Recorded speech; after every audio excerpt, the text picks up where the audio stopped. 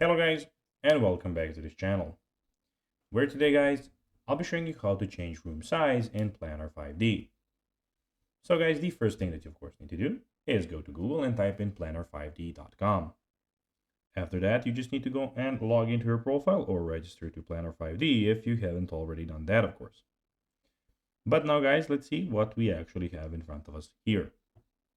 So, as you can see, here we have the products, resources, the enterprise and pricing. Also in the top right corner, we have everything about your profile, projects, and all of those things. But now guys, let's see how you can actually go and change room size in Planner 5D.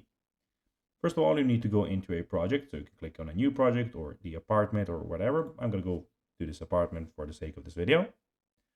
And now, of course, here we have a bunch of rooms.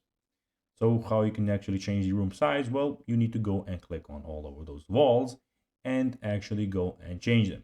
But you cannot, of course, change just one wall and the other did not be changed, because then you will have gaps.